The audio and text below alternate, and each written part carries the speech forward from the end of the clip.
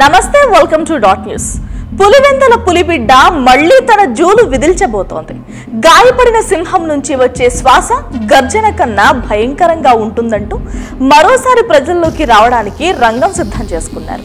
YCP ఓటమితో డీలా పడ్డ కార్యకర్తలు ఇప్పుడు నూతన సమరోత్సాహంతో మరోసారి జగన్ వెంట నడవడానికి సై అంటున్నారు।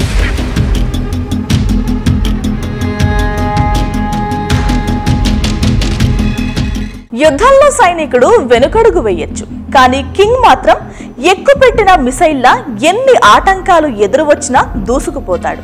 వైసీపీ అధినేత జగన్మోహన్ రెడ్డికి ఇది కరెక్ట్ గా సరిపోతుంది। మునిపెన్నడూ లేని విధంగా సంక్షేమ పథకాలతో రాష్ట్రాన్ని పరుగులు పెట్టించిన జగన్ అనూహ్యంగా ఓటమి పాలయ్యారు। దీంతో పచ్చ తమ్ముళ్లు వైసీపీ కార్యకర్తలు భవనాలు యూనివర్సిటీలనే లక్ష్యంగా దాడులకు తెగపడుతున్నారు। ఈ ఘటనలతో వైసీపీ నేతల ఆత్మరక్షణలో పడ్డారు। సరిగ్గా ఇలాంటి సమయంలోనే జగన్ నేనున్నానంటూ కార్యకర్తల్లో ధైర్యం నింపుతున్నారు। మళ్లీ వస్తున్నా అంటూ సమర శంఖం పూరించారు జగన్।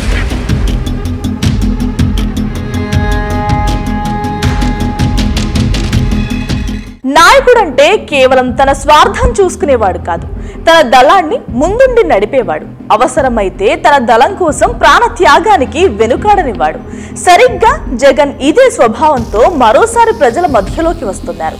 తాజాగా ఆయన నేతలు కార్యకర్తలతో సమావేశమయ్యారు। చంద్రబాబు అక్రమాలపై గట్టిగా పోరాడదామంటూ కార్యకర్తల్లో జోష్ నింపారు। రాష్ట్రంలో 40% మంది ప్రజలు మనతో ఉన్నారని, 2029లో మళ్లీ మనమే ప్రభుత్వాన్ని ఏర్పాటు చేయబోతున్నామంటూ కార్యకర్తల్లో ధైర్యాన్ని నింపే ప్రయత్నం చేశారు జగన్। దీంతో ఇప్పటి వరకు ఢీలా పడ్డ వైసీపీ నేతలు కార్యకర్తలు సైతం జగన్ వెంట మేము సైతం అంటున్నారు।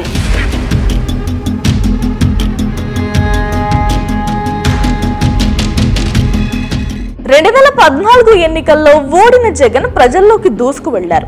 ప్రజల సమస్యలను తెలుసుకుంటూ వారితో పూర్తిగా మమేకమయ్యారు। తాజాగా అదే పరిస్థితి మరోసారి రావడంతో పాత సూత్రాన్నే జగన్ నమ్ముకున్నారు। ఈసారి మరింత బలంగా ప్రజల్లోకి వెళ్లడానికి అన్ని ఏర్పాట్లు పూర్తి చేస్తున్నారు। దీంతో వైసీపీ నేతలు సంబరాలు చేసుకుంటున్నారు।